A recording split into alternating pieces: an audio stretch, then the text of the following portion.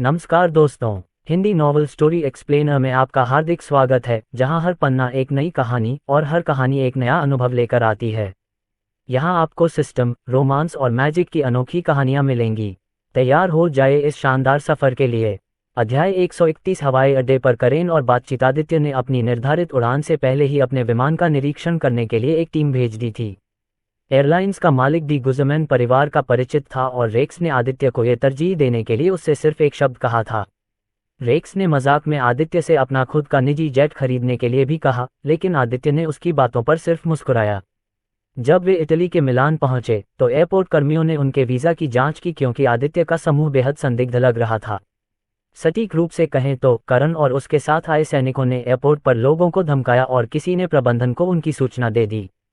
जब उन्होंने अपने दस्तावेज दिखाए तो यह मामला जल्द ही सुलझ गया और एयरपोर्ट कर्मियों ने उनसे देरी के लिए माफ़ी मांगी। एयरपोर्ट ने आदित्य के समूह को रिपोर्ट करने वाले व्यक्ति पर भी प्रतिबंध लगा दिया। हम जहां भी जाते हैं वहां कैरन होते हैं, क्रिजिया ने उन्हें रिपोर्ट करने वाले व्यक्ति को रिकॉर्ड करते हुए कहा। ये सुनहरे बालों वाली एक मोटी अधेड़ महिला थी। अरे, तुम लोग मुझे क्यों पकड़ रहे हो?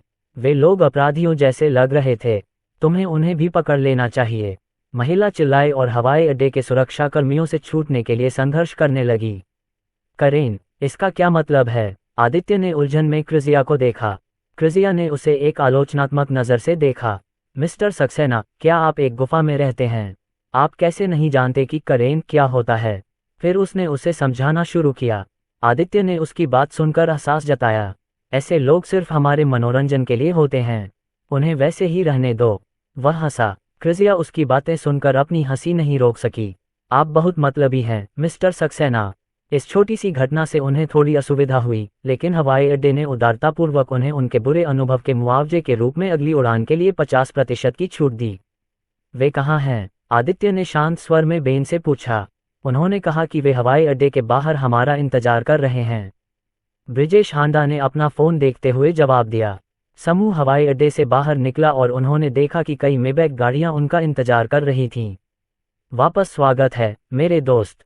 सुनहरे बाल और नीली आंखों वाला एक कोकेशियान व्यक्ति जोर से हंसते हुए ब्रिजेश हांडा की ओर बढ़ा। पाओलो, तुम्हें दोबारा देखकर अच्छा लगा। बेन ने जोर से हंसते हुए कोकेशियान व्यक्ति की पीठ थपथपाई। आदित्य ने सिकुड़ी हुई आंखों से उस व्यक्ति को देखा। पार्थ दुगर डी लुका परिवार का वारिस था। वैदेही की खुफिया जानकारी के अनुसार ये व्यक्ति परिवार के अवैध हथियारों के व्यापार के लिए जिम्मेदार था। वह एक चालाक आदमी था जो अपने दोस्ताना बाहरी रूप के पीछे एक शैतान को छुपाता था। पाओलो, ये मेरे बॉस मिस्टर आदित्य सक्सेना हैं। बेन ने आदित्य का परिचय कराया। ये सुनकर पाओलो का चेहरा कुछ पल के लिए गंभीर हो गया, लेकिन फिर उसने मुस्कुराते हुए उसका अभिवादन किया। नमस्कार मिस्टर सक्सेना, मैंने बेन से आपके बारे में बहुत कुछ सुना है। मुझे नहीं पता कि आपने इस जिद्दी लोमड़ी को कैसे घुटने टेकने पर मजबूर कर दिया, लेकिन मैं आपका सम्मान करता हूँ। ये शब्द कहते हुए उसने अपना हाथ आगे बढ़ाया। आदित्य ने उसका हाथ पकड़ते हुए हंसते हुए कहा, मैंने भी आपके कारनामों के बारे में बहुत कुछ सुना है मिस्टर डी ल्यूका। आपसे व्यक्तिगत रूप से मिलना सम्मान की बात है। पाओलो ने उसकी बात पर हल्के से हंसते हुए कहा, चलो अब हम बातचीत छोड़ देते हैं। हम तुम्हें कहीं ले चलते हैं जहां तुम अच्छी बातें कर सकोगे। उसने आदित्य और क्रिजिया को एक एसयूवी में बिठाया। करण ने आदित्य का पीछा करते हुए अपने आदमियों को संकेत दिया। मेबैक्स में घुसते ही सैनिक अलग अलग समूहों में बंट गए।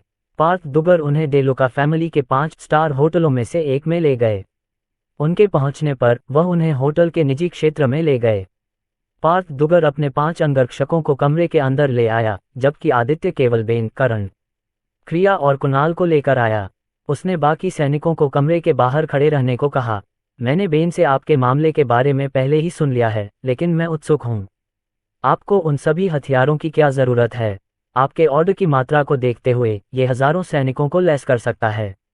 यहाँ तक कि हमारे डी लुका परिवार को भी आपके सामान को पहुँचाने के लिए थोड़ी मेहनत करनी पड़ेगी। पाओलो ने वाइन का गिलास थामे हुए बुदबुदाया। जब उसे पहली बार बेन से खरीद का विवरण मिला तो वह हैरान रह गया। उसे आश्चर्य हुआ कि आदित्य ने उसके लिए इतने सारे हथियार ऑर्डर करने की क्या योजना बनाई थी। क्या मुझे आपके सवाल का जवाब देना होगा मिस्टर डी ल्यूका? आदित्य ने पाओलो की तरफ देखते हुए हंसते हुए कहा। उनकी नज़रें मिलने के बाद माहौल में थोड़ा तनाव पैदा हो गया। हाँ, बिल्कुल नहीं। अगर तुम यह नहीं कहना चाहते तो कृपया भूल जाओ कि मैंने पूछा था। पाओलो खिलखिलाकर हंसा। तनावपूर्ण माहौल को शांत करने के लिए वह दूसरे विषय पर चला गया। बेन ने घबराकर दोनों को देखा। उसे उम्मीद थी कि बातचीत के दौरान कोई दुर्घटना नहीं होगी। हे भगवान, आज कुछ भी न होने दें। मैं आपसे विनती करता हूँ। वह कल्पना नहीं कर सकता था कि अगर दोनों पक्ष आपस में भिड़ गए तो क्या होगा। मिस्टर डी ल्यूका, क्या आपका परिवार इस व्यापार को संभाल सकता है? आदित्य ने शांति से अपने पैर मोड़ते हुए पूछा।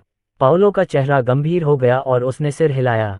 हालांकि आपकी खरीदारी अप्रत्याशित है, फिर भी हमारा डी ल्यूका परिवार इसे संभाल सकता है। आपको चिंता करने की कोई बात नहीं है, मिस्टर सक्सेना। जहां तक भुगतान की बात है, मैं अपने साथ कीमत पर बातचीत करने के लिए किसी को लाया हूं। आपके लोग उससे बात कर सकते हैं। आदित्य ने क्रिजिया की ओर इशारा किया जो उसके बगल में बैठी थी। पाओलो ने अपना सिर उसकी ओर घुमाया और आश्चर्य से उसे देखा। उसे लगा कि यह महिला केवल आदित्य की अनुरक्षक है। ठीक है, उसने अपने अधीनस्थों को संकेत देते हुए कहा। आराम करो, तुम ये कर सकती हो, आदित्य ने क्रिजिया से फुसफुसा कर कहा जब उसने देखा कि वह हाथ मिला रही है। क्रिजिया ने गहरी सांस लेते हुए सिर हिलाया। मैं अपनी तरफ से पूरी कोशिश करूंगी, मिस्टर सक्सेना। अंततः बातचीत शुरू हुई। डी ल्यूका परिवार ने अपनी ओर से बातचीत करने के लिए एक मध्यम आयु वर्ग के कोकेशियान को भेजा। चर्चा के दौरान क्रिजिया अपनी घबराहट के बावजूद शांत व्यवहार बनाए रखने में कामयाब रही। अंत में वह जीत गई। उसने आदित्य के लिए एक अनुकूल सौदा हासिल किया। मुझे उम्मीद नहीं थी कि आप अपने साथ इतना कुशल वार्ताकार लेकर आए हैं, मिस्टर सक्सेना। मैं इसे अपना नुकसान ही मानूंगा, पाओलो ने क्रिजिया को उत्सुकता से देखते हुए कहा। अध्याय 132 कैसानो परिवार का पीछा। हम जहाज से माल पहुंचा देंगे, बस अपने आदमी तय समय पर यहां भेज दो। पार्थ दुगर ने नक्शा पकड़ा और महारलिका के पश्चिम में एक जगह की ओर इशारा किया। आदित्य ने नक्शे को देखा और क्रिजिया की ओर देखकर उसकी राय पूछी। क्रिजिया को उसकी नज़र का मतलब पता था, इसलिए वह बोली, मिस्टर सक्सेना, समुद्र का ये हिस्सा हमारे जल क्षेत्र के पास है। हालांकि चीन इस क्षेत्र में सक्रिय है क्योंकि तेल और अन्य खनिजों से भरपूर एक द्वीप पर विवाद है। अगर वे हमारे माल का सामना करते हैं तो ये परेशानी का सबब होगा। ये सुनकर आदित्य की भौहें तन गईं। पाओलो भी उसकी बातों से अचंभित रह गया। मैं माफ़ी चाहता हूँ, मिस्टर सक्सेना। मुझे नहीं पता था कि आपके देश का चीन के साथ एक द्वीप को लेकर विवाद चल रहा है। ठीक है, क्यों न हम यहीं मिलें। आदित्य ने कैटेंडुएंस के पास एक स्थान की ओर इशारा किया जो महारलिका के पूर्व में था। पाओलो ने सिर हिलाने से पहले गहराई से सोचा। हम ऐसा कर सकते हैं। हमारे परिवार की सिंगापुर में एक शाखा है और वहां तक पहुंचने में सिर्फ 10 दिन लगेंगे। आदित्य मुस्कुराया। तो फिर ये तय हो गया। मैं अपने लोगों को शिपमेंट वापस लाने के लिए वहां भेजूंगा। आदित्य ने पाओलो की ओर अपना हाथ बढ़ाया। पाओलो ने उसका हाथ पकड़ते हुए हंसते हुए कहा, आपके साथ व्यापार करना बहुत बढ़िया है, मिस्टर सक्सेना। आदित्य ने 500 मिलियन अमेरिकी डॉलर की आंशिक राशि का भुगतान किया जो कुल भुगतान का आधा था। वह माल प्राप्त करने के बाद ही शेष आधी राशि का भुगतान करेगा। इस पर दोनों पक्षों ने पहले ही सहमति व्यक्त कर दी थी। भुगतान प्राप्त करने के बाद पाओलो ने विदा लेने से पहले उनसे कुछ देर बातचीत की। ब्रिजेश हांडा ने उन्हें भवन के प्रवेश द्वार पर विदा किया। क्रिजिया अपनी कुर्सी पर बैठ गई और राहत की सांस ली। मैं वहां बहुत घबराई हुई थी। तुमने बहुत अच्छा किया, आदित्य ने उसका कंधा थपथपाया। बॉस, यह अजीब लगता है कि डी ल्यूका परिवार ने लक्ष्मण वर्मा मंजानो के मामले के बारे में कुछ भी नहीं बताया। मुझे लगा कि वे हमारे लिए मुश्किलें खड़ी कर देंगे, करण ने गंभीर स्वर में कहा। आदित्य ने सहमति में अपना सिर हिलाया। उसे भी डी ल्यूका परिवार से किसी तरह के प्रतिरोध की उम्मीद थी, लेकिन पाओलो ने कभी उनके साथ ऐसा व्यवहार नहीं किया। वास्तव में ये बिल्कुल विपरीत था।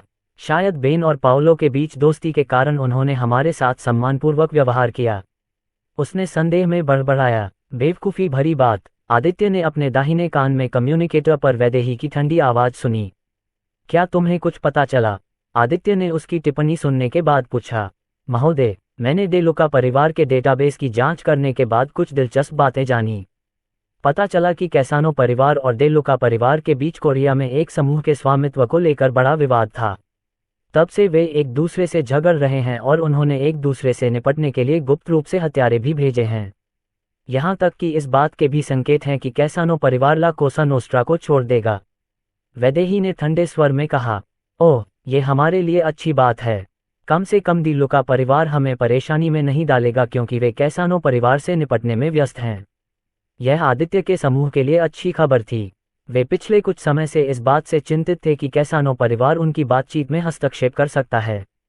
हालांकि आपको जल्द से जल्द यहाँ से चले जाना होगा। कैसानो परिवार को इटली में आपकी उपस्थिति के बारे में पहले ही पता चल चुका है, वैदेही ने चेतावनी दी। आदित्य ने यह सुनकर भौहें सिकोड़ लीं। करण, चलो किसी दूसरे होटल में चलते हैं। ग्रुप के लिए कोई अलग जगह ढूंढो। हाँ बॉस, करण ने झुककर कहा और 5 अंगरक्षकों के साथ इमारत से बाहर निकल गया। 30 मिनट बाद वैदेही की आवाज़ उसके कानों में गूंजी। कैसिनो परिवार का सलाहकार तुम्हारे स्थान पर आ रहा है। मुझे लगता है कि तुम्हें एक नज़र डालनी चाहिए। आदित्य उसकी बातें सुनते ही उठ खड़ा हुआ। क्या हमें अब यहाँ से चले जाना चाहिए? आदित्य ने क्रिजिया से कहा। फिर उसने करण और सैनिकों से बात की और उन्हें स्थिति के बारे में बताया। क्रिजिया उत्सुकता से उसके पीछे इमारत से बाहर चली गई। वे करण और अन्य लोगों के साथ उनके होटल के सामने वाली इमारत के सामने फिर से इकट्ठा हुए। बॉस, मुझे हमारे स्थान से 3 किलोमीटर दूर एक होटल मिला है। इसकी प्रतिष्ठा खराब है, इसलिए कोई भी पर्यटक वहां नहीं जाता। जब तक मैं हमारे लिए कोई बेहतर जगह नहीं ढूंढ लेता, हम अस्थायी रूप से वहां रह सकते हैं। करण ने बड़बड़ाते हुए कहा। ठीक है, हमें वहां ले चलो। आदित्य ने अपना सिर हिलाया और कार में बैठ गया जिसे पहले करण ने किराए पर लिया था। बाकी लोग भी अपने वाहनों में बैठ गए। समूह जल्दी से उस इलाके से निकल गया और करण द्वारा बताए गए होटल की ओर चल पड़ा। यह शहर के बाहरी इलाके में स्थित था और सड़कों पर कम लोग थे। बॉस, वे हमारे पीछे हैं, करण ने अपने साइड मिरर को घूरते हुए कहा। उसने कई संदिग्ध दिखने वाली एसयूवी और सेडान देखीं। आदित्य ने जल्दी से वैदेही से पूछा, कितने लोग हैं उनके पास? मुझे उनकी सही संख्या तो नहीं पता, लेकिन उनके वाहनों के हिसाब से वे लगभग 30 से 40 लोग होंगे। आप लोगों को सावधान रहना चाहिए। वे हथियार बंद लग रहे थे, वैदेही ने बताया। आदित्य का चेहरा उतर गया। एयरपोर्ट पर सुरक्षा जांच के कारण उसके लोग हथियार नहीं ले जा सके। उनके पास हथियार खरीदने का समय भी नहीं था। आदित्य अपने साथ प्रोटोटाइप एनर्जी पिस्टल भी नहीं लाया था। उसके पास एकमात्र हथियार उसके हाथ में नीली बेत थी जो एक भयानक तलवार में बदल सकती थी। क्रिजिया ने घबराहट में उसका हाथ पकड़ लिया तथा अपनी परेशानी से कुछ राहत पाने की कोशिश करने लगी। आदित्य ने धीरे से उसका हाथ सहलाया और बुदबुदाया, चिंता मत करो, हम अभी भी उन्हें संभाल सकते हैं। समूह ने कई चक्कर लगाए, इस उम्मीद में कि वे अपने दुश्मनों से बच निकलेंगे। हालांकि पीछा जारी रहने के कारण उनकी दूरी धीरे धीरे कम होती गई। गाड़ी कहीं शांत जगह पर रोको, आदित्य ने बुदबुदाया। करण ने रियरव्यू मिरर से आदित्य को देखा और उसकी ठंडी आंखें देखीं। हाँ बॉस। जल्द ही वे एक सुनसान गली में पहुंच गए जो उनके गंतव्य से बहुत दूर थी। आदित्य गाड़ी से उतरा और आगे की सीट पर बैठे सिपाही से बोला, इसकी रक्षा करो। करण और अन्य सैनिक अपने वाहनों से उतर गए और उन्होंने हथियार के रूप में इस्तेमाल की जा सकने वाली सभी चीजें बाहर निकाल दीं। आदित्य ने अपने दुश्मनों की प्रतीक्षा करते हुए आसपास के वातावरण का अध्ययन किया। ये जगह पुरानी खाली पड़ी इमारतों से घिरी हुई थी और उनके पीछे एक बंद गली थी। संकरी गली में जाने के लिए सिर्फ 2 रास्ते थे। आदित्य ने सैनिकों से कहा कि वे अपने वाहनों से दोनों रास्ते बंद कर दें। अध्याय 133 तलवार की ताकत। आदित्य ने समूह को परित्यक्त इमारतों के अंदर जाने को कहा और दुश्मनों पर घात लगाने के लिए एक स्थान ढूंढने का निर्देश दिया। एकलव्य राणा कैसानो का समूह पश्चिमी गली से जा रहा है। वे आपके स्थान से 200 मीटर की दूरी पर हैं, वैदेही ने बताया। आदित्य ने अपनी नीली छड़ी दबाते हुए करण को संकेत दिया। काचा, ये जल्द ही नीली तलवार में परिवर्तित हो गया। सब लोग सावधान रहें, आदित्य ने दीवार में ब्रोकेतन की दरारों से देखते हुए रेडियो पर कहा। यहाँ से वह पश्चिमी गली को देख सकता था जहाँ एकलव्य राणा का समूह जा रहा था। जल्द ही आदित्य को कई वाहनों की आवाज़ सुनाई दी। आदित्य ने अपनी आंखें सिकोड़ लीं और बिना पलक झपकाए दीवार की दरारों से झांकने लगा। वह एक खाली पड़ी इमारत की तीसरी मंजिल पर छिपा हुआ था। बाकी लोग अलग अलग जगहों पर रणनीतिक रूप से छिपे हुए थे। जल्द ही आदित्य ने 10 से अधिक लोगों को पास की इमारतों में खोज करते देखा। वे 3 अलग अलग समूहों में चले गए। प्रत्येक समूह में कम से कम 10 लोग हैं। उनके स्थान हैं। आदित्य और अन्य लोगों को वैदेही की रिपोर्ट मिली। आदित्य ने तलवार की मूठ कसकर पकड़ ली और मन ही मन बुदबुदाया, देखते हैं तुम मनुष्यों के सामने कितने मजबूत हो। जिस इमारत में वह छिपा था उसकी पहली मंजिल पर 3 लोग घूम रहे थे। वह हमला करने का मौका तलाश रहा था। उन्होंने अपनी कारें बाहर छोड़ दी हैं। उन्हें यहाँ से दूर नहीं जाना चाहिए था। ध्यान से देखो, उन्हें इन खाली पड़ी इमारतों के अंदर छिपना चाहिए था, किसी ने चिल्लाकर कहा। आदित्य अब इमारत की तीसरी मंजिल पर एक खंभे के पीछे छिपा हुआ था। वह देख सकता था कि एक दुश्मन उसकी दिशा में बढ़ रहा था। उस आदमी के हाथ में एक स्वचालित राइफल थी और उसने एक सुरक्षात्मक जैकेट भी पहन रखी थी। दूसरे पक्ष ने अभी भी उस पर ध्यान नहीं दिया है क्योंकि वह सावधानी से आसपास के माहौल को देख रहा था। उसकी पीठ अभी आदित्य की तरफ थी, जिससे वह पूरी तरह से खुला हुआ था। आदित्य चुपचाप उस आदमी की ओर बढ़ा और अपनी तलवार से उस पर तिरछा वार कर दिया। श्वा, जैसे कि वह सब्जियां काट रहा हो, आदमी का शरीर तुरंत 2 टुकड़ों में कट गया। किसी भी तरह का प्रतिरोध भी नहीं हुआ, क्योंकि उसकी तलवार की धार आदमी को चीरती चली गई। क्या बकवास है, ये चीज़ इतनी नुकीली है। जब मैंने इसे काटा तो मुझे कुछ भी महसूस नहीं हुआ, उसने सोचा। वह आदमी तुरंत नहीं मरा। वह अपने कटे हुए शरीर के निचले आधे हिस्से और पेट से बाहर निकलते हुए अंदरूनी अंगों को घूरता रहा। उफ, उसने दर्दनाक आवाज में कहा और कई बार खांसते हुए खून के कई घूंट बाहर निकाले। आदित्य ने उस व्यक्ति को उसके दुख से मुक्ति दिलाने के लिए उसका सिर काट दिया। फिर उसने उस व्यक्ति के हथियार को पकड़ लिया और तलवार को वापस बेंत में बदल दिया। इमारत में अभी भी 2 और दुश्मन थे, लेकिन आदित्य ने उन्हें जल्दी से खत्म कर दिया। 3 दुश्मन मारे गए। आदित्य ने रेडियो पर सूचना दी। करण और अन्य लोग भी अपने दुश्मनों को परास्त करने में सफल रहे। वे आदित्य के अधीन सर्वश्रेष्ठ सैनिक थे और एकलव्य राणा के सैनिकों की तुलना में उनके कौशल बिल्कुल अलग स्तर के थे। मुझे लगता है कि आपको इस पर एक नज़र डालनी चाहिए इससे पहले कि वे अपने साथियों को सचेत कर पाते। सभी मारे गए, इसलिए एकलव्य राणा के समूह को अभी भी उनकी मृत्यु के बारे में पता नहीं चला। बॉस, कुछ ठीक नहीं है। टीम 1 और टीम 2 ने अभी तक रिपोर्ट नहीं की है। मैंने उनसे संपर्क करने की कोशिश की, लेकिन मुझे कोई जवाब नहीं मिला। ये सुनकर एकलव्य राणा भौंचक के रह गए। उन्हें ये सूचना मिली थी कि आदित्य के समूह ने व्यापारिक लेन देन के लिए डेलुका परिवार के वारिस से मुलाकात की है, जिसके बाद वे जल्दबाजी में यहाँ आए थे। उन्हें कैसानो परिवार के नेता ने आदित्य के समूह को खत्म करने के लिए यहाँ भेजा था। हमारे लोगों को हमारे साथ फिर से जुड़ने के लिए कहो। मुझे नहीं लगता कि उन लोगों ने टीम 1 और टीम 2 को पहले ही खत्म कर दिया है। हो सकता है कि वे एक निश्चित दूरी के भीतर हमारे संचार को बाधित करने के लिए किसी उपकरण का उपयोग कर रहे हों। एकलव्य राणा ने बड़बड़ाते हुए कहा। शीघ्र ही एकलव्य राणा के अधीनस्थ लोग वापस लौट आए, लेकिन उसके साथ आए 40 लोगों में से केवल 20 से भी कम लोग बचे। क्या हो रहा है? एकलव्य राणा गुस्से से भर गया। उसे समझ नहीं आ रहा था कि क्या हो रहा है। वह जिन लोगों को लेकर आया था वे परिवार के कुलीन सैनिक नहीं थे, लेकिन फिर भी वे सच्चे सैनिक थे। उन्हें विशेष बलों के खिलाफ भी इतनी आसानी से हार नहीं माननी चाहिए थी। बॉस, ऐसा लगता है कि टीम 1 और टीम 2 के सैनिक मर चुके हैं। इस बार दुश्मन आदित्य सक्सेना के अधीन कुलीन सैनिक होंगे। हमें मुख्यालय लौटकर और अधिक सहायता मांगनी चाहिए। हम तभी मारे जाएंगे जब हम यहाँ रहेंगे। उनके अधीनस्थों में से एक ने चिंता के स्वर में संकेत देते हुए कहा।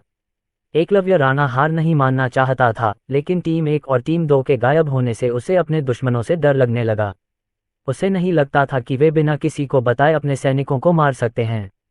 एकलव्य राणा ने आदेश देते हुए दांत पीस लिए, पीछे हटो। एकलव्य राणा का समूह पीछे हट गया है। वैदेही ने दी रिपोर्ट के सुनकर आदित्य ने राहत की सांस ली और सभी को अपनी गाड़ियों के सामने इकट्ठा किया। बॉस, उन्होंने हमारी कारें नष्ट कर दीं, करण ने बताया। मुझे लगा कि वे ऐसा करेंगे। चलो पहले यहाँ से चले जाएं। वे शायद जल्दी ही वापस आ जाएं। आदित्य ने पंचर टायर वाली गाड़ियों को घूरते हुए कहा। समूह किसी दूसरी जगह चला गया। अब उनके पास हथियार थे, इसलिए उन्हें लोगों से दूर रहना पड़ा। कैसिनो परिवार ने स्थानीय पुलिस को रिपोर्ट दर्ज कराई और उन्हें पूरे शहर में नाकाबंदी करने को कहा। वैदेही की रिपोर्ट ने आदित्य को तत्काल कार्रवाई करने की आवश्यकता महसूस कराई। अरे, वे वाकई हमें मारने पर आमादा हैं, ब्रिजेश हांडा ने गुस्से में कहा। मिस्टर सक्सेना, क्या आप चाहते हैं कि मैं डेलुका परिवार से मदद मांगूं? मुझे नहीं लगता कि पाओलो चुप बैठेगा अगर उसे पता चलेगा कि हम इस स्थिति में हैं। आदित्य ने अपना सिर हिलाया। हम नहीं कर सकते। अगर मैं गलत नहीं हूं तो डेलुका परिवार को पहले से ही इस बारे में पता है। हो सकता है कि उन्होंने ही कैसानो परिवार को इस बारे में जानकारी दी हो। ब्रिजेश हांडा का चेहरा बदल गया। नहीं, पाओलो मेरे साथ ऐसा नहीं करेगा। मिस्टर हिडाल्गो, पाओलो डेलुका परिवार का वारिस है। वह अपने परिवार के लिए लाभ कमाने के लिए कुछ भी कर सकता है। उसे कैसानो परिवार को हमारी जानकारी देने के लिए बहुत बड़ी रकम मिली होगी। आदित्य ने गंभीरता से कहा। ऐसा नहीं हो सकता। बेन ने अपना सिर पकड़ लिया और उसके चेहरे पर एक खालीपन सा भाव था। अपने पुराने दोस्त के विश्वासघात ने उसके लिए बहुत बड़ा झटका दिया था। अध्याय 134 लीजन मिलिट्री कंपनी। मैं तुम लोगों को शहर से बाहर ले जा सकती हूँ। मैं तुम्हारे डिवाइस पर एक रूट भेज दूंगी और पुलिस की हरकतों से तुम्हें अपडेट रखूंगी। वैदेही के शब्दों से सभी को थोड़ी राहत महसूस हुई। करण ने वैदेही द्वारा बताए गए मार्ग का अनुसरण करते हुए समूह का नेतृत्व किया। आगे एक पुलिस दल है। मैं उनके खिलाफ जाने का सुझाव नहीं देता क्योंकि इससे मामला और जटिल हो जाएगा। अगर आप उन्हें मार देंगे तो इतालवी सरकार आपको वांछित सूची में डाल सकती है। मैं आपको दूसरा रास्ता बताऊंगा। आप लोग हवाई अड्डे पर नहीं जा सकते। कैसानो परिवार पहले से ही पुलिस के साथ वहां इंतजार कर रहा है। मैंने पहले ही एक भाड़े की कंपनी को बुला लिया है और उनसे कहा है कि वे तुम्हें लेकर आएं। वे तुम्हें सिसिली के एक सुनसान शहर में ले जाएंगे। वहां से एक नाव तुम्हें लेने आएगी। आदित्य के समूह को कैसानो परिवार और इतालवी पुलिस से बचने के लिए कई चक्कर लगाने पड़े। अगर वैदेही न होती तो वे पहले ही पकड़े जा चुके होते। आदित्य ने ब्रिजेश हांडा को देखा जो लगातार दौड़ने से सांस फूलने लगा था। समूह में सबसे ज्यादा थका हुआ वही था। आदित्य ने क्रिजिया को देखा और पाया कि वह अभी भी ठीक है। अच्छा हुआ कि मैंने उसे बॉडी एनहांसिंग सीरम दे दिया, उसने मन ही मन सोचा। क्या आप ठीक हैं, मिस्टर हिडाल्गो? आदित्य ने धीमी आवाज में पूछा। थकान के कारण बेन अब बोल नहीं सका, लेकिन फिर भी उसने जवाब में अपना सिर हिला दिया। करण, उसे अपनी पीठ पर उठाओ, आदित्य ने आदेश दिया। करण उन सभी में सबसे शारीरिक रूप से फिट था और उसे किसी दूसरे व्यक्ति को अपने साथ ले जाने में कोई परेशानी नहीं होगी। हफ पफ, यह अनावश्यक है। बेन ने अपने घुटनों को पकड़ लिया और एक पल के लिए रुक गया। करण ने उसकी बातों पर ध्यान नहीं दिया और उसे अपनी पीठ पर उठा लिया। बस चुपचाप रहो। बेन थोड़ा शर्मिंदा था, लेकिन वह जानता था कि अगर वह जिद करेगा तो वह समूह की गति को धीमा कर देगा। कोई बात नहीं, उसने अपने दिल में बुदबुदाया। समूह ने अपनी गति बढ़ा दी और वे शीघ्र ही एक खुले स्थान पर पहुंच गए। बस उनका इंतजार करो, वे जल्द ही आएंगे। मैं पुलिस के संचार को बाधित करके उनकी गति को धीमा करने की कोशिश करूंगा। क्या वे भाड़े के सैनिक भरोसेमंद हैं? आदित्य ने गंभीरता से पूछा। उसे डर था कि कैसानो परिवार इस भाड़े के सैनिकों की कंपनी से जुड़ा होगा। आपको इस बारे में चिंता करने की जरूरत नहीं है। मैंने पहले ही उनकी पृष्ठभूमि की जांच कर ली है। वे किसी भी तरह से ला कोसा नोस्ट्रा से जुड़े नहीं हैं। हालांकि आपको उन्हें एक बड़ी रकम देनी पड़ सकती है क्योंकि ये लोग काफी लालची हैं। वैदेही ने ठंडे स्वर में उत्तर दिया। कोई बात नहीं, मैं उन्हें जो चाहिए वो दे सकता हूँ, बशर्ते वो हमें यहाँ लाएं। आदित्य को बहुत ज्यादा पैसे देने में कोई आपत्ति नहीं थी। मैंने पहले ही उन्हें आधा पैसा भेज दिया है। जब वे तुम्हें सिसिली भेज देंगे तब मैं बाकी आधा पैसा भेज दूंगा। ठीक है, वैसे उन्होंने कितना मांगा? आदित्य ने संकोच से पूछा।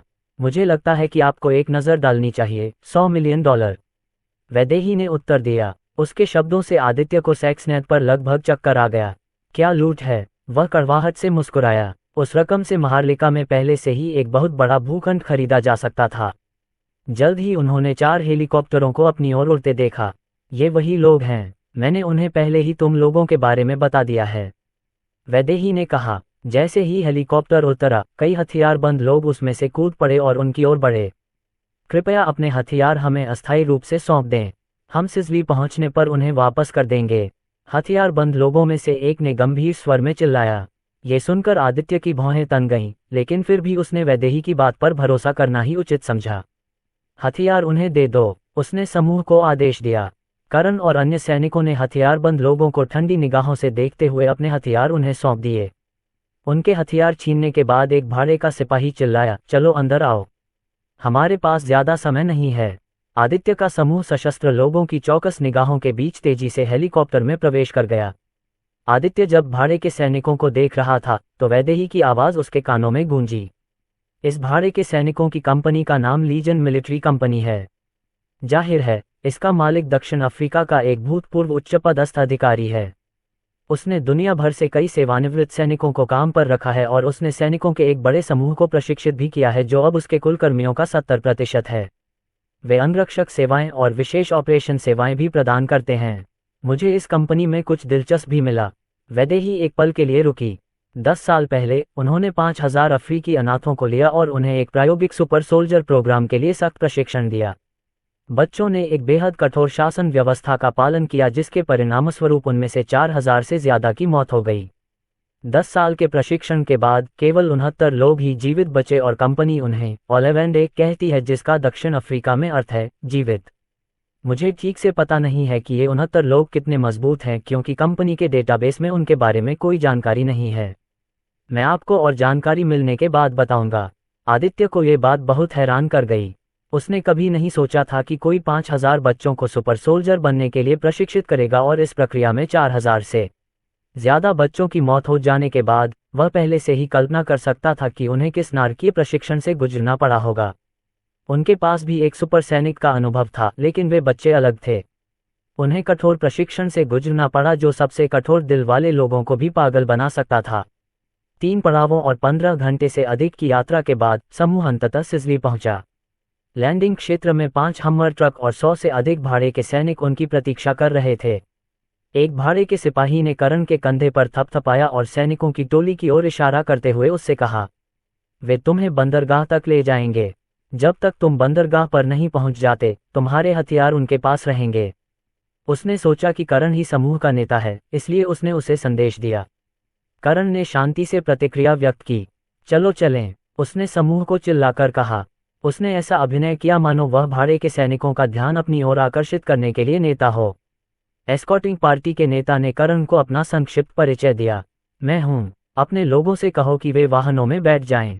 करण ने अपना सिर हिलाया। अध्याय 135 सीरियाई समुद्री डाकू एस्कॉर्ट टीम का नेतृत्व करने वाला व्यक्ति एक शांत व्यक्ति था। उसने अपना संक्षिप्त परिचय देने के बाद आदित्य के समूह से बात भी नहीं की।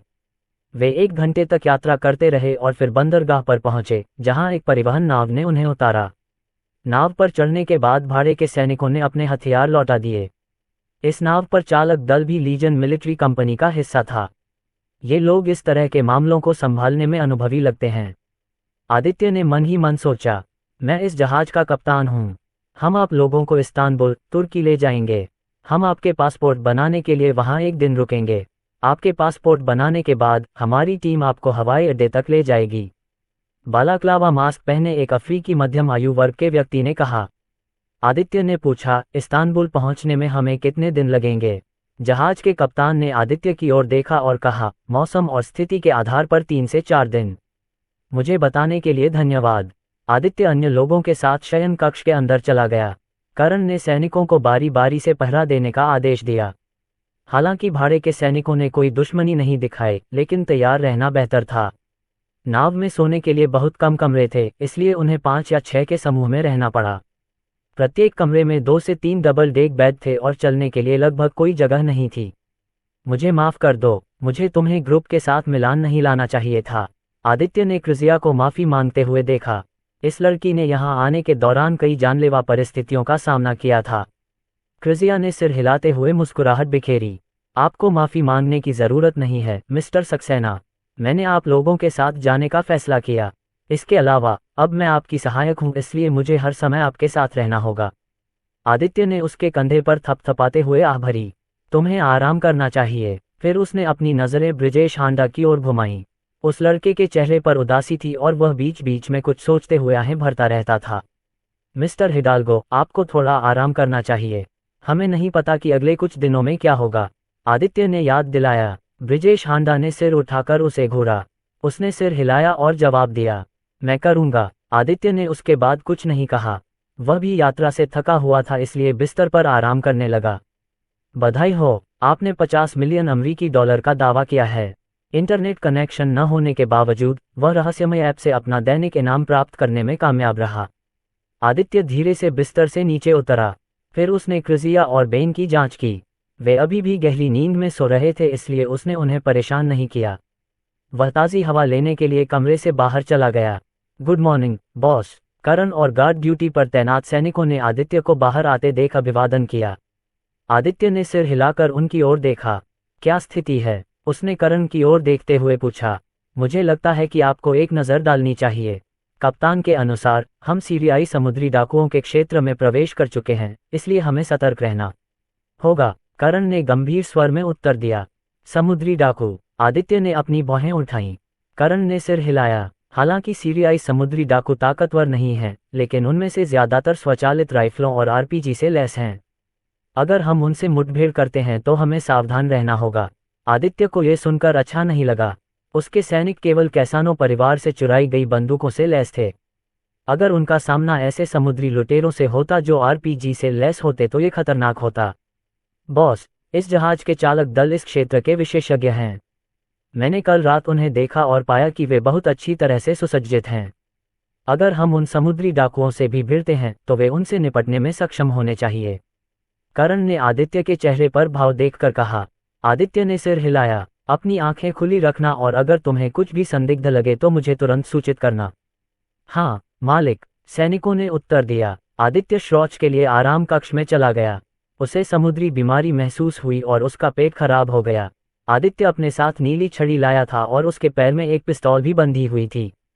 उसे यह जानकर सुरक्षा महसूस नहीं हुई कि समुद्र का यह हिस्सा सीरियाई समुद्री डाकुओं का क्षेत्र था। आराम कक्ष में 30 मिनट बिताने के बाद आदित्य स्थिति को देखने के लिए जहाज के डेक की ओर बढ़ा। वहां जाते समय वह करण और सैनिकों के पास से गुजरा। मेरे पीछे आओ। डेक पर कुछ क्रू बियर पीते हुए ताश के खेल खेल रहे थे। वे हंस रहे थे और बातें कर रहे थे जैसे कि वे किसी खतरनाक माहौल में नहीं थे। कृपया मेरे चालक दल के रवैये को क्षमा करें, कप्तान ने कहा और उनकी ओर बढ़ा। सर, ऐसा लगता है कि आपके लोग बिल्कुल भी चिंतित नहीं हैं। आदित्य ने कप्तान के चेहरे पर शर्मिंदगी देखी तो वह हंस पड़ा। समुद्री लुटेरों के बारे में चिंता करने की कोई बात नहीं है। वे आमतौर पर हमारे जहाज पर झंडा देखकर हमसे दूर भागते हैं। हम कई सालों से इस समुद्र में यात्रा कर रहे हैं और हमने उनके खिलाफ कोई लड़ाई नहीं हारी है। कप्तान ने उनके झंडे की ओर इशारा करते हुए गर्व से मुस्कुराया। आदित्य फहराते हुए झंडे को देखता रहा। कैप्टन थोड़ा बातूनी था और उसने उन्हें समुद्र में अपने अनुभवों के बारे में बताया। बेशक उसने उन्हें उनके पिछले मिशनों के बारे में कुछ नहीं बताया। आदित्य को उसकी बातें सुनकर बोरियत महसूस नहीं हुई। उसे ये भी ध्यान नहीं आया कि 1 घंटे से ज्यादा समय बीत चुका था। ब्रिजेश हांडा और क्रिसिया ने केतन को पहले ही जगा दिया था। वे आदित्य के पास बैठकर कैप्टन की कहानी सुन रहे थे। जहाज पर यही एकमात्र काम था जो वे कर सकते थे और इससे उन्हें बोरियत से भी छुटकारा मिल गया। जब शाम हुई तो समूह ने अपने सामने एक टिमटिमाती हुई रोशनी देखी। ये किसी जहाज की सिग्नल लाइट जैसी लग रही थी। ये वे हैं, कप्तान ने भौहें सिकुड़ी। पुरुषों, अपने हथियार निकालो। आदित्य ने करण और सैनिकों को भी संकेत दिया। उसने 2 राइफलें पकड़ी और एक क्रिसिया को थमा दी। हमारे पीछे रहो, तुम्हें इसका इस्तेमाल करना आता है न? क्रिसिया घबरा गई, लेकिन उसने सिर हिलाकर कहा, हाँ, मैंने पहले भी उन्हें फायर करने का अभ्यास किया है। अच्छा, तुम्हें सक्रिय रूप से गोली चलाने की कोई ज़रूरत नहीं है, बस खुद को सुरक्षित रखो, आदित्य ने उसे याद दिलाया। फिर उसने एक सैनिक से उसकी रक्षा करने को कहा। अध्याय 136 समुद्री लुटेरों को मारना। दुश्मन का जहाज करीब आ गया और लुटेरों ने उन पर अंधाधुंध गोलियां बरसानी शुरू कर दी। आदित्य जहाज के पीछे छिपकर गोलियों की आवाज़ सुन सकता था। रटाटाटा रटाटाटा, उन्हें नष्ट कर दो। कप्तान ने अपने अधीनस्थों को समुद्री डाकुओं पर जवाबी गोली चलाने का आदेश दिया। गोलीबारी जारी रहने के दौरान चालक दल के सदस्य अविश्वसनीय रूप से गंभीर दिख रहे थे। उन्होंने कभी नहीं सोचा था कि सीरियाई समुद्री डाकू वास्तव में उनके खिलाफ भयंकर संघर्ष करेंगे। अरे, इन लोगों को क्या हो रहा है? कैप्टन ने दांत पीसते हुए अपना हथियार फिर से लोड किया। आने वाला आरपीजी, करण चिल्लाया और दूसरे स्थान की ओर कूद पड़ा। अपनी शक्तिशाली दृष्टि का उपयोग करते हुए उसने देखा कि एक समुद्री डाकू अपने कंधे पर रॉकेट प्रोपेल्ड ग्रेनेड पकड़े हुए था। उसके शब्द सुनकर सभी लोग सतर्क हो गए और तुरंत जमीन पर गिर पड़े। एक तेज रोशनी जहाज की ओर तेजी से आए और उस स्थान पर पड़ी जहां पहले करण खड़ा था। टकराना। करण, आरपीजी पकड़े हुए व्यक्ति को मार डालो, आदित्य ने हताश होकर चिल्लाया। अगर वे और अधिक आरपीजी को जहाज पर गिरने देंगे तो ये खतरनाक होगा। वे समुद्र में डूब सकते हैं। करण ने अपना सिर हिलाया। उसने अपना सिर उठाया और अपनी राइफल को दुश्मन के जहाज की ओर निशाना बनाया, उस समुद्री डाकू की तलाश में जिसने आरपीजी फायर किया था। तुम वहां हो। उसने जैसे ही उस आदमी को देखा, ट्रिगर खींच दिया। रटाटाटाटा, आरपीजी नीचे। करण ने आदमी को बाहर निकालने के बाद चिल्लाया। कैप्टन उसकी माधव कौशलता से बहुत प्रभावित हुआ।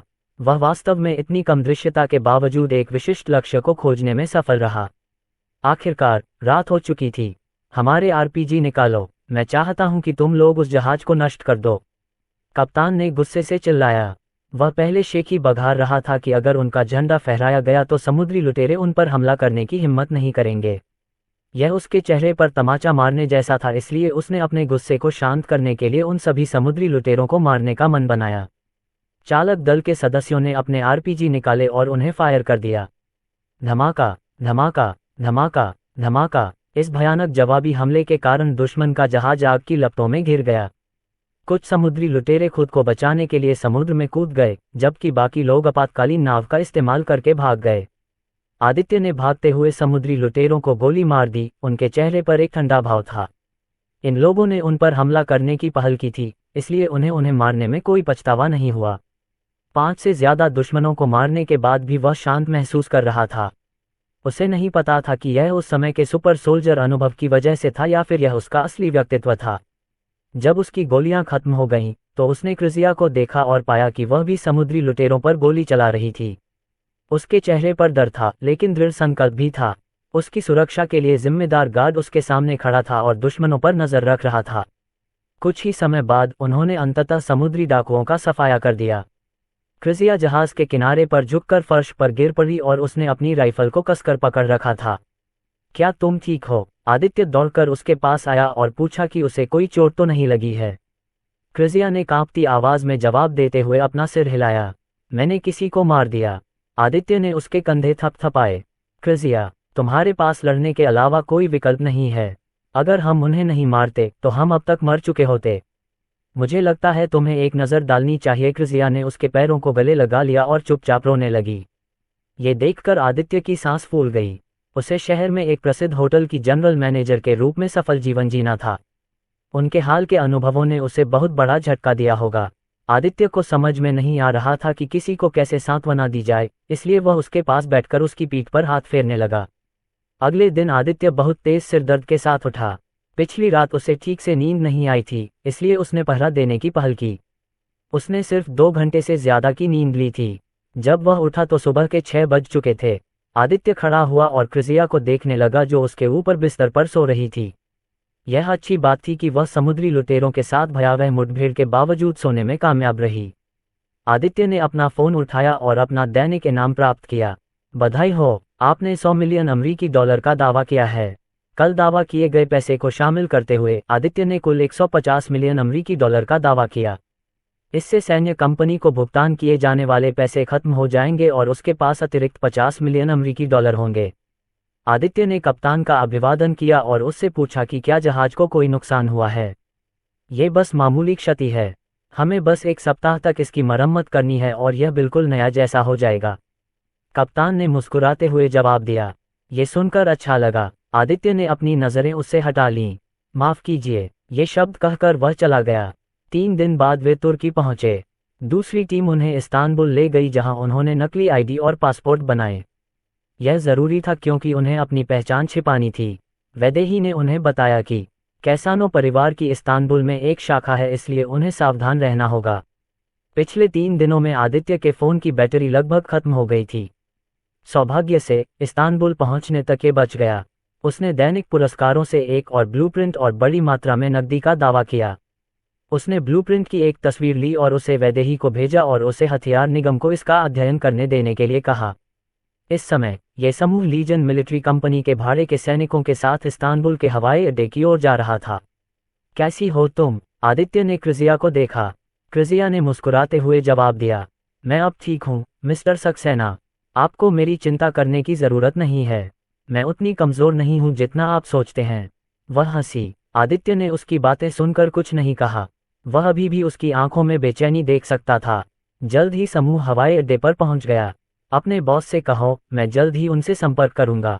आदित्य ने नई एस्कॉर्ट टीम से कहा, मैं तुम्हारी बातें उस तक पहुंचा दूंगा। आदित्य ने समूह को हवाई अड्डे के अंदर ले जाने से पहले उन्हें भुगतान का शेष आधा हिस्सा भेज दिया। अध्याय 137 महालिका की ओर वापसी। छोटी सजा। आदित्य का समूह हवाई अड्डे के कर्मचारियों की सुरक्षा जांच से सुरक्षित रूप से गुजरने में कामयाब रहा। जब वे उसके जाली पहचान पत्र और पासपोर्ट की जांच कर रहे थे, तो आदित्य को लगा कि वह किसी खतरे में है। सौभाग्य से हवाई अड्डे के कर्मचारियों को कुछ भी गलत नहीं मिला और उन्हें प्रतीक्षा क्षेत्र में प्रवेश करने की अनुमति दी गई। वैदेही, क्या कैसानो परिवार की तरफ से कोई हलचल है? आदित्य ने पूछा और वे अपनी सीटों पर बैठ गए। लीजन मिलिट्री कंपनी ने मिलान में ट्रैक बिछा दिए हैं, इसलिए कैसानो परिवार अभी भी वहां आप लोगों की तलाश कर रहा है। उसने शांत स्वर में उत्तर दिया। ओह, ऐसा लगता है कि $100 मिलियन का नुकसान बिल्कुल भी बुरा नहीं है। आदित्य सैन्य कंपनी के प्रदर्शन से वास्तव में प्रभावित था। तो फिर डी लुका परिवार के बारे में क्या? आदित्य की आंखें सिकुड़ गईं जब उसने पाओलो के बारे में सोचा। वह आदमी एक जहरीले सांप की तरह था। जब वे मिले तो वह बहुत दोस्ताना लग रहा था, लेकिन वास्तव में वह बुरे इरादे रखता था। उसने अपने अच्छे दोस्त ब्रिजेश हांडा को धोखा देने में भी संकोच नहीं किया। मुझे पता चला कि पाओलो ने कैसानो परिवार के साथ एक सौदा किया है। मुझे उनके सौदे की विषय वस्तु के बारे में नहीं पता, लेकिन यही कारण है कि एकलव्य राणा कैसानो आपको इतनी आसानी से ढूंढने में कामयाब रहा। वैदेही ने उत्तर दिया। वह कमीना, मुझे पता है कि वह कुछ अच्छा नहीं करने वाला है। आदित्य ने दांत पीसते हुए कहा। क्या हम इसका बदला लेने के लिए कुछ कर सकते हैं? वैदेही कुछ देर चुप रही और फिर बोली, मैं उनके कुछ अवैध धंधों की जानकारी अधिकारियों को दे दूंगी। हालांकि इससे उन पर कोई खास असर नहीं पड़ेगा, लेकिन कम से कम उन्हें कुछ परेशानी तो होगी। बस बहुत हो गया, करो। आदित्य बस उन्हें यह बताना चाहता था कि वह ऐसा व्यक्ति है जिसके साथ उन्हें खिलवाड़ नहीं करना चाहिए। ठीक है। इस्तांबुल से महारालिका तक की उड़ान 12 घंटे लंबी थी। अपनी उड़ान के दौरान आदित्य ने क्रिजिया के साथ एक कोरियाई फिल्म देखी। वह कोरियाई नाटकों का प्रशंसक नहीं था, लेकिन ये पता चला कि वे वास्तव में अच्छे थे। उसे बिल्कुल भी बोरियत महसूस नहीं हुई और उन्होंने सभी एपिसोड भी देखे। जब उनका विमान मनीला में उतरा तो शाम हो चुकी थी। हम अंततः वापस आ गए। विमान से बाहर निकलते ही आदित्य ने ताज़ी हवा में सांस ली। इटली के मिलान में एक हवेली में पाओलो 3 खूबसूरत महिलाओं की मालिश का आनंद ले रहा था। तभी अचानक उसका फोन बज उठा। आखिर कौन मेरे एका को परेशान कर रहा है? जब उसने देखा कि यह वास्तव में उसके पिता थे तो वह लगभग चौंक गया। उसने जल्दी से फोन उठाया।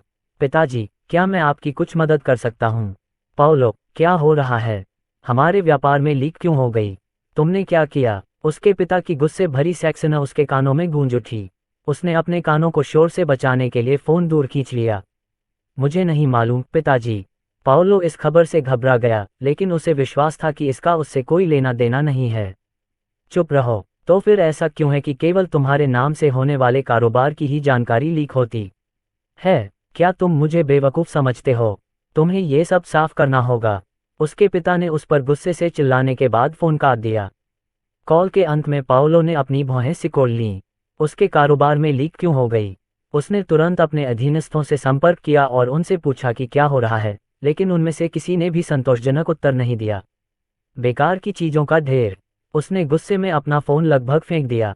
मुझे लगता है कि आपको इसे देखना चाहिए। Ring ring ring. पाओलो ने एक और नोटिफिकेशन देखकर भौहें सिकुड़ी, लेकिन नोटिफिकेशन चेक करने पर उसका चेहरा काला पड़ गया।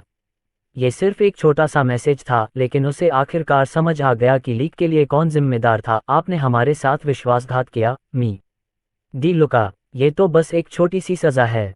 अगर हमारा सामान समय पर नहीं पहुंचाया गया तो मैं ये सुनिश्चित करूंगा कि आपको डी लुका परिवार से बाहर निकाल दिया जाएगा। यह एक चेतावनी है। पाओलो अब अपना गुस्सा नहीं रोक पाया। उसने चिल्लाते हुए अपना फ़ोन पटक दिया। आदित्य सक्सेना। आदित्य अपने घर की बालकनी में क्रिजिया के साथ कॉफ़ी पी रहा था, तभी उसे अचानक छींक आ गई। अचानक ठंड क्यों हो गई?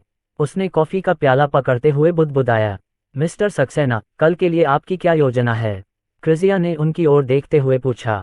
मिलान और इस्तांबुल की यात्रा के बाद उसने नौकरी छोड़ने के बारे में सोचा। हालांकि उसे लगा कि नौकरी छोड़ने के लिए पहले ही बहुत देर हो चुकी है। वह पहले से ही आदित्य के मामलों में गहराई से शामिल थी और डी लुका परिवार ने पहले ही उसका चेहरा देख लिया था। अगर वह आदित्य का साथ छोड़ती तो वह सुरक्षित महसूस नहीं करती, इसलिए उसके पास उसके साथ रहने का एकमात्र विकल्प था। आदित्य ने कॉफ़ी का कप नीचे रखा और उसकी तरफ देखते हुए कहा, हमें कल एक दिन की छुट्टी ले लेनी चाहिए। वैसे भी हम बड़े मुद्दों से निपट ही चुके हैं। क्रिजिया ने उसके शब्दों पर अपना सिर हिलाया। क्या कुछ गड़बड़ है? क्या अब तुम्हें अपने फैसले पर पछतावा होने लगा है? आदित्य ने उसके चेहरे पर भाव देखकर ठहाका लगाया। क्रिजिया ने आह भरी और अपना सिर हिलाया। मुझे किसी बात का पछतावा नहीं है। मैं बस थोड़ा उदास महसूस कर रही हूँ। मैं अभी भी उन लोगों के चेहरे साफ साफ याद कर सकती हूँ जिन्हें मैंने मारा था। आदित्य को समझ नहीं आ रहा था कि क्या कहे। हाल ही में हुई घटनाओं के कारण वह शायद पोस्ट ट्रॉमेटिक स्ट्रेस डिसऑर्डर से पीड़ित है। अचानक उन्हें किसी के कदमों की आहट सुनाई दी। जब उन्होंने अपना सिर घुमाया तो उन्हें भावशून्य वैदेही दिखाई दी। कल तुम्हें मेरे साथ लेक व्यू विला चलना चाहिए। मैं शायद तुम्हारे डर पर काबू पाने में तुम्हारी मदद कर सकूं। क्रिजिया को उसकी बातें सुनकर आश्चर्य हुआ, लेकिन उसे लगा कि वह इस सुंदरी पर भरोसा कर सकती है। अगर मिस्टर सक्सेना मुझे इजाज़त दे तो मैं आपके साथ चलूंगी। आदित्य ने कंधे उचका दिए। वैसे भी हमारे पास करने को कुछ नहीं है, इसलिए मुझे कोई आपत्ति नहीं है, लेकिन तुम उसकी मदद करने की क्या योजना बना रहे हो? उसने पूछा। वैदेही ने शांति से अपनी सीट ली और फिर जवाब दिया, उसे आभासी दुनिया का अनुभव कराकर। मैंने एक स्वतंत्र दुनिया बनाई है जहां हर कोई अपने मन को शांत कर सकता है। मुझे नहीं पता कि इससे सकारात्मक प्रभाव पड़ेगा या नहीं, लेकिन हम कभी नहीं जानते। आभासी दुनिया। क्रिजिया ने असमंजस में उसकी ओर देखा। तुम्हें कल पता चल जाएगा, वैदेही रहस्यमय ढंग से बुदबुदाए। अध्याय 138 कमांडिंग जनरल को शामिल होने के लिए राजी करें। आदित्य वैदेही और क्रिजिया के साथ लेक व्यू विला की ओर चल पड़ा। वह पहले अपने माता पिता से मिलने गया, लेकिन उसे पता चला कि वे पहले ही ताज होटल में जूनियर मैनेजर के तौर पर काम करना शुरू कर चुके थे। माँ, पापा, आप लोगों को मुझे बताना चाहिए था ताकि मैं आपको होटल भेज पाता। आदित्य ने फोन पर अपने माता पिता से बात की। हा, हम तुम्हें आश्चर्यचकित करना चाहते थे। हम पहले ही मूल्यांकन में पास हो चुके हैं और तुम्हारी माँ हवेली में बोर हो रही है, इसलिए हमने तुरंत काम शुरू करने का फैसला किया। लेडियो मुस्कुराए। बेटा, हमारी चिंता मत करो। हम जानते हैं कि तुम्हें बहुत से काम निपटाने हैं। तुम होटल का काम हमारे ऊपर छोड़ सकते हो। जेड और इलियट भाई बहन सब कुछ संभालने में हमारी मदद करने के लिए यहाँ हैं, इसलिए तुम निश्चिंत रहो। इनाफ्लोर ने मुस्कुराते हुए कहा। आदित्य अपने माता पिता को खुश देखकर बहुत खुश था। उसने ये भी देखा कि उनमें युवा ऊर्जा थी, जिसका श्रेय उसने बॉडी एनहांसिंग सीरम के अद्भुत प्रभावों को दिया। वे अब बहुत जवान लग रहे थे और लोग ये भी कह सकते थे कि वे अपने 20वें दशक के उत्तरार्ध में हैं। ठीक है, लेकिन आप लोगों को ओवरटाइम काम करने की ज़रूरत नहीं है, ठीक है? हाँ, आदित्य ने कुछ ही देर बाद वीडियो कॉल काट दी। फिर वह वैदेही और क्रिजिया का हालचाल जानने के लिए वर्कशॉप की ओर चल पड़ा। अब कार्यशाला में बेहतर सुविधाएं हैं और कामगार भी पहले से ज्यादा हैं। मेहनत भरे काम के बावजूद सभी लोग ऊर्जावान दिख रहे थे। नमस्कार बॉस। कर्मचारियों ने आदित्य को देखते ही उसका अभिवादन किया। वे उसे अपना बॉस पाकर आभारी थे। आदित्य उन्हें औसत वेतन से 3 गुना ज्यादा वेतन दे रहे थे और उन्होंने उन्हें बहुत ज्यादा बोनस और कई अन्य सुविधाएं भी दीं। मेरी बात पर ध्यान मत दो सब लोग। आदित्य ने मजदूरों को देखकर मुस्कुराया।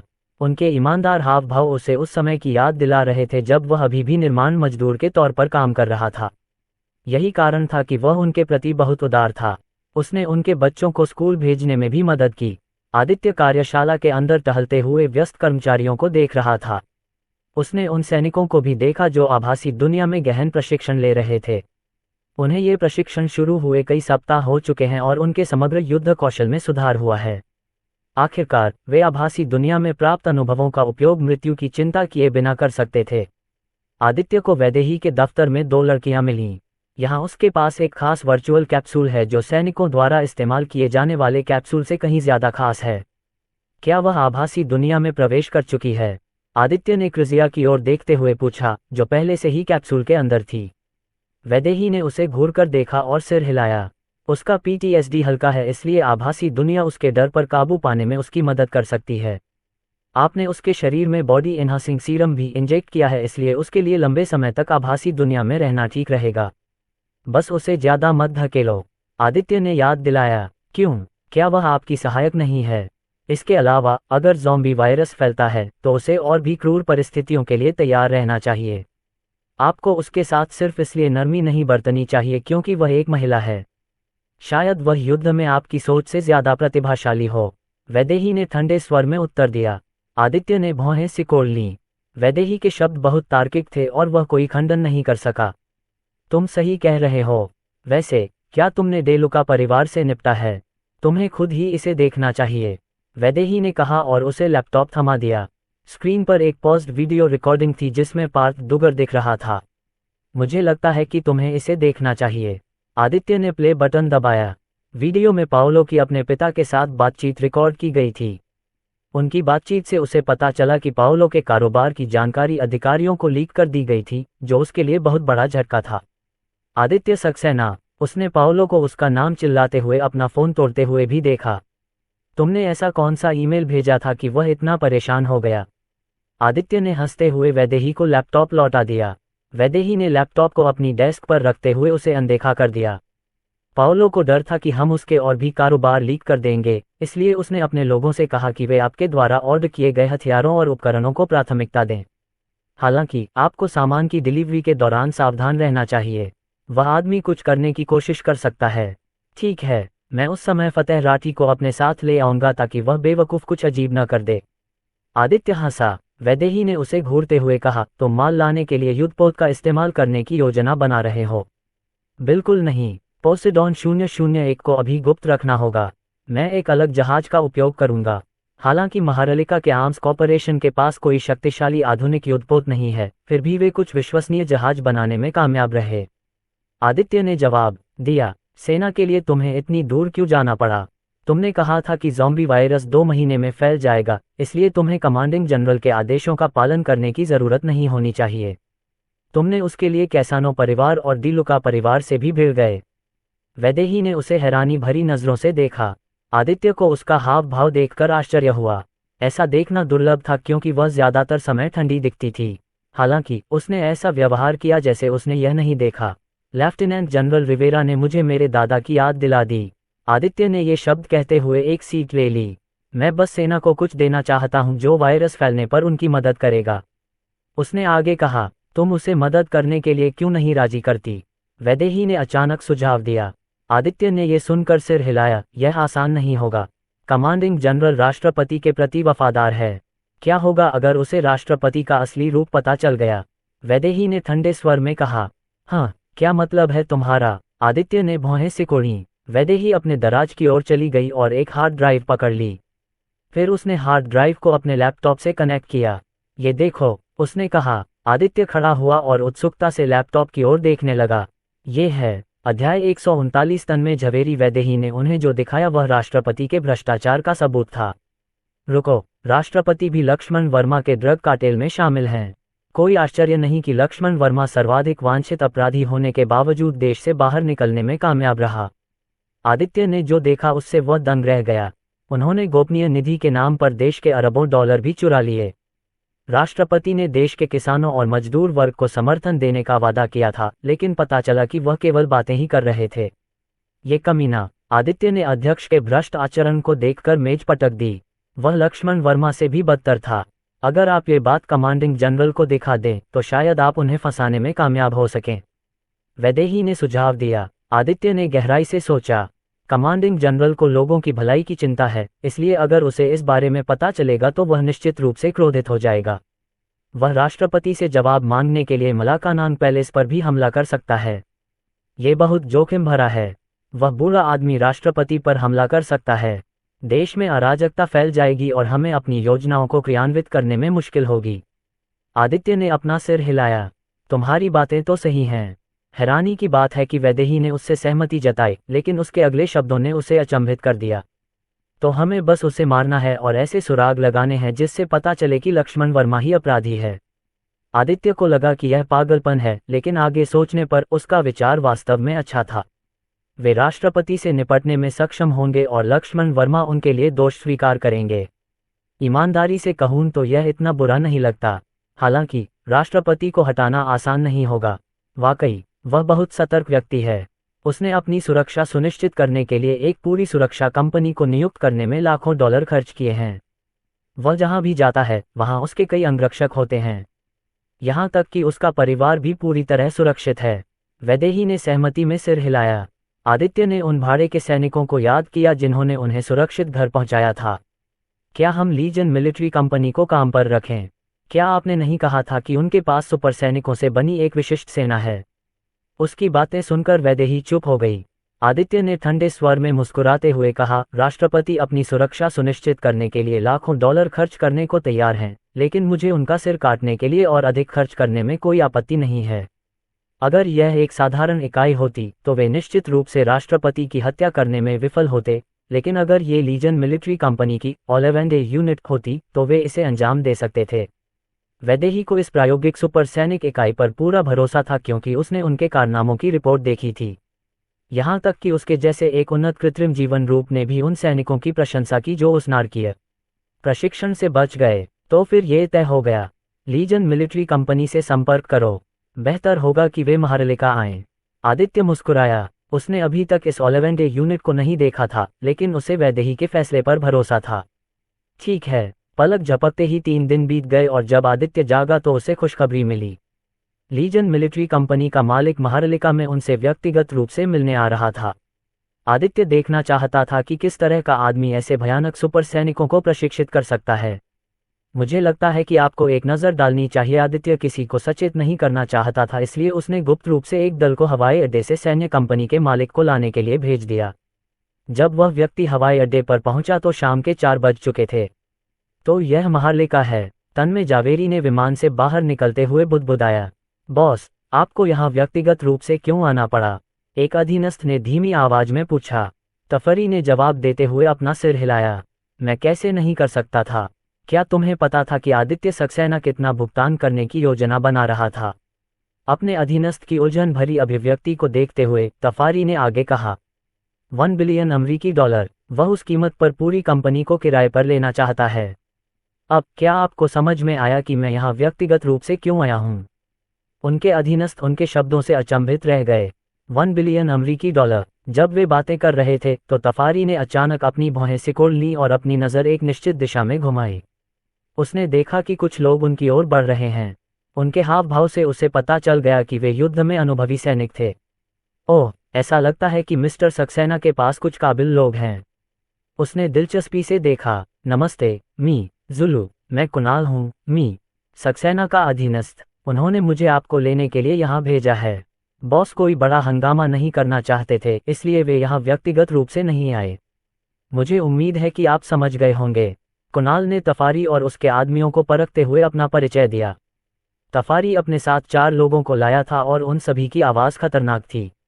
तफारी ने उस पर मुस्कुराकर कहा, कोई बात नहीं, मैं कोई तुच्छ व्यक्ति नहीं हूँ।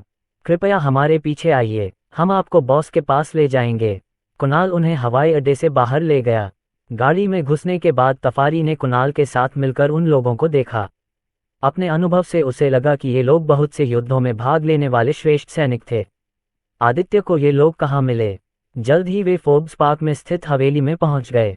तफारी को हैरानी हुई जब उसने हवेली के सामने पूरी तरह से सुसज्जित सैनिकों को कतार में खड़ा देखा। वे 2 आदमियों के पीछे खड़े थे। एक सांवला आदमी था जिसके चेहरे पर निशान थे, जबकि दूसरा एक तंदुरुस्त आदमी था जो एक नेक इंसान था। तफरी ने आदित्य की तस्वीर देखी थी, इसलिए उसने उसे तुरंत पहचान लिया।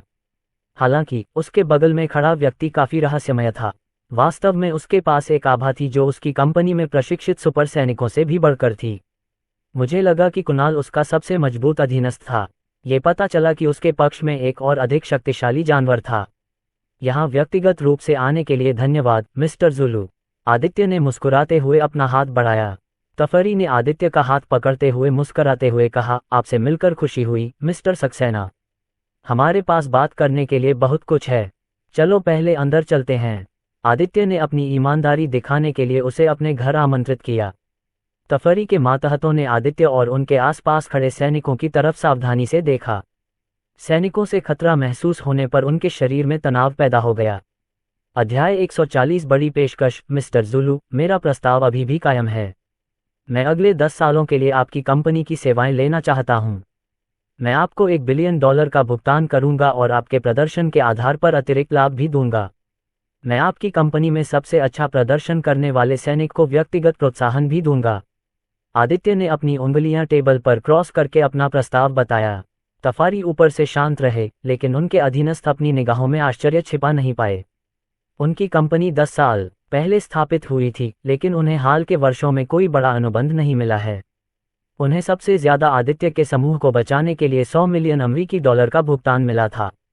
तफारी ने सिर हिलाते हुए कहा, मिस्टर सक्सेना, आपका प्रस्ताव बहुत लुभावना है, लेकिन आपको ये जानना होगा कि हमारी कंपनी में 20,000 से ज्यादा सैनिक हैं। अगर आप 10 साल के लिए हमारी सेवा चाहते हैं तो $1 बिलियन काफ़ी नहीं है। मैं यहाँ आपको धोखा देने की कोशिश नहीं कर रहा हूँ, लेकिन हमें अपने उपकरणों और सुविधाओं के रखरखाव के लिए वाकई बहुत ज़्यादा पैसे की ज़रूरत है। आदित्य ने मेज पर अपनी उंगलियां थपथपाते हुए शांति से कहा, $2 बिलियन और मैं आपके उपकरणों और सुविधाओं के रखरखाव का भी जिम्मा उठाऊंगा। इसके अलावा मैं सैनिकों के वेतन को 2 गुना कर दूंगा और यह सुनिश्चित करूंगा कि उनके परिवारों के पास महारलिका में एक घर हो। ये सुनकर तफरी की आंखें झिझक से चमक उठीं। उसने अपने अधीनस्थों को भी इस चौंकाने वाले प्रस्ताव पर गहरी सांस लेते हुए सुना। मिस्टर सक्सेना, वह आदित्य से पूछना चाहता था कि वह अपने प्रस्ताव के साथ इतना उदार क्यों था, लेकिन आदित्य अचानक बोल पड़ा। मैं तुम्हें अभी $3 बिलियन दूंगा और महार्लिका में तुम्हारे आदमियों के लिए एक प्रशिक्षण सुविधा बनाऊंगा। यह मैं स्वीकार करता हूँ, तफारी ने जल्दी से कहा और अपना संयम वापस पाने की कोशिश की।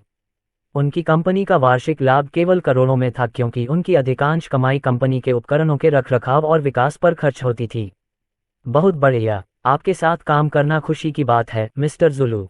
आदित्य ने मुस्कुराते हुए तफरी से हाथ मिलाया। मैं अपने अधीनस्थों को दस्तावेजों को संभालने दूंगा। कृपया मुझे माफ करें। आदित्य ये शब्द कहकर चला गया। क्रिजिया उनकी कुर्सी पर बैठी और अपना परिचय दिया। नमस्ते, मिस्टर जुलू। मैं मिस्टर सक्सेना की सहायक क्रिजिया रोसालेज हूँ। मैं आपके साथ दस्तावेज प्रक्रिया को संभालूंगी। ठीक है। इस समय तफारी का दिमाग अभी भी खाली था। उसने नहीं सोचा था कि उसकी कंपनी को इतना बड़ा कॉन्ट्रैक्ट मिल जाएगा। क्रिजिया ने उन्हें दस्तावेज सौंपे।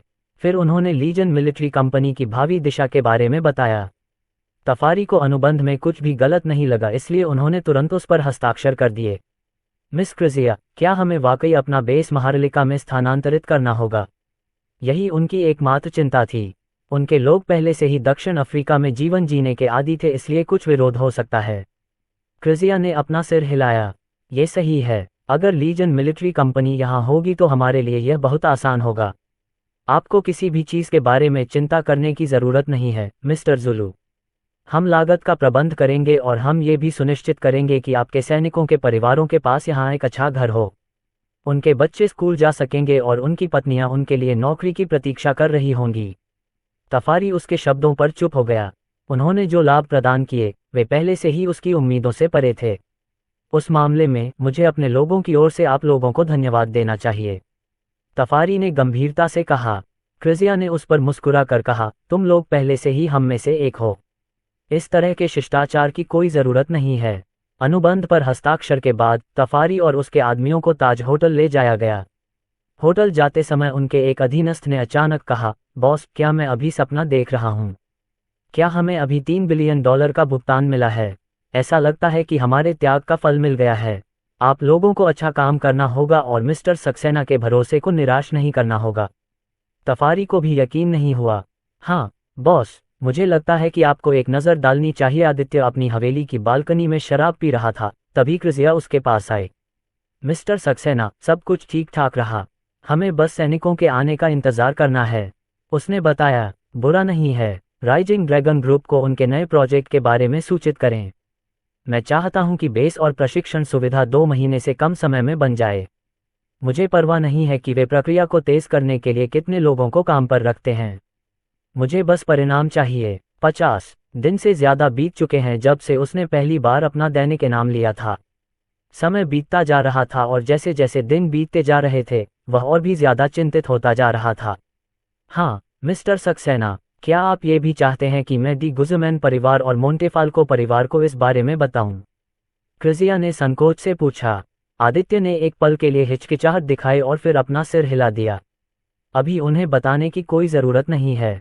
हो सकता है कि सरकार के कुछ जासूस उनके पक्ष में हों। हमें सावधान रहना होगा कि हम उन्हें सचेत न करें। ठीक है, अब मैं विदा लेती हूँ।